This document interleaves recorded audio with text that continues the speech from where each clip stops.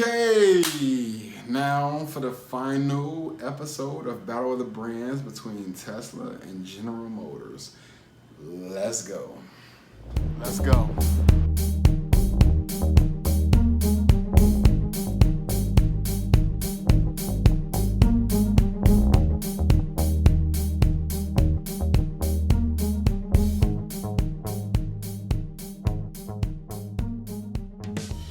So, if you've been riding with me this far, then you've probably already seen the video that I did on Tesla and the stock analysis that I did on General Motors. Thank you for watching those videos. I really do appreciate it.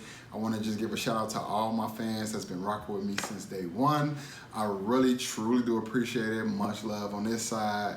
So let's get on into it. So we're gonna do a battle of the brands today. We're gonna compare a Tesla company to General Motors, which is a huge company, like 3 times the size of Tesla. But the winner might surprise you. So without further ado, let's get into it. So you already know what we do. We ask 3 questions: the growth, the sustainability, and the value of each one of these companies, and which one would come out on top and which one would you rather invest in based off these evaluations. So when it comes to growth, we're gonna pretty much look at General Motors. I'm gonna start with General Motors and then I'm gonna go into Tesla. So with General Motors on the growth side, and if we just look at the number side, they've been losing market share in the auto industry. They've been losing income from the last like 3 to 5 years. They've been losing like pretty much grip on their customer base. Now they have been still manufacturing about 9 million vehicles a year, which is great, but they're not growing pretty much. They're pretty much losing money, and that's not good for growth. Now, Tesla, on the other hand, has been growing exponentially pretty much.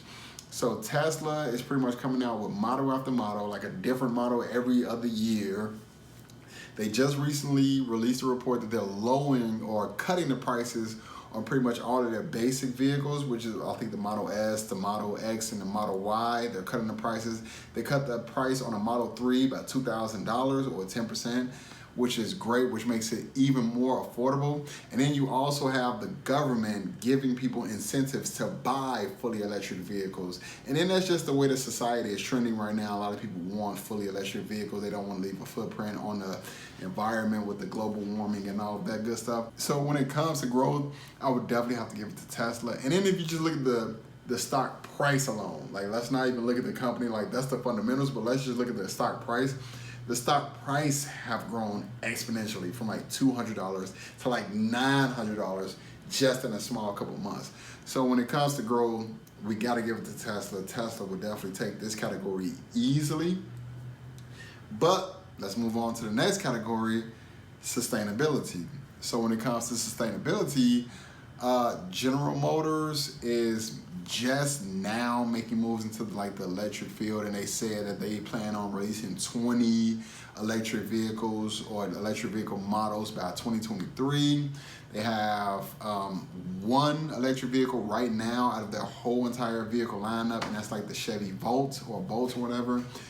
And pretty much I don't see them lasting that long with the way that things are trending. Not just America, the whole world is kind of trending into that renewable energy, 100% fully electric. And then right now, Tesla has pretty much the best technology when it comes to electric vehicles on the market right now. You can get like 300 miles to a fully charged vehicle, and that's pretty much what I'm getting in my car right now. So, and I don't have an electric vehicle, by the way.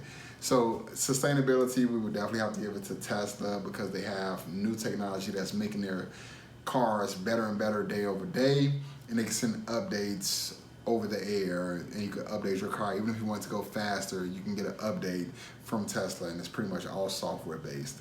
So we got to give the sustainability to Tesla. Now for the last category, we're going to pretty much fly through this video right here, and we're going to end up in value. So when it comes to value, meaning, and like I've already experienced before, what I mean by value is buying this company at the price it's at now and pretty much doubling, tripling your money, meaning that you're getting the value for this company at the price that it's priced at right now. General Motors is priced at around like $30 a share right now. Now, like I've mentioned in the stock analysis for General Motors, they have a market cap of around like $40 billion, but they bring in a revenue of like $130-some billion. So a lot of things about General Motors would say that this company is undervalued, but I would definitely say they're behind the ball on a lot of things and they're losing money.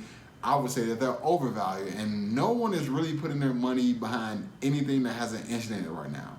I'm just gonna be honest. That is just my honest opinion. So even with General Motors selling for around like $30-some a share, I don't believe that this company will go up too much in the near future or in the long-term future or any future at all.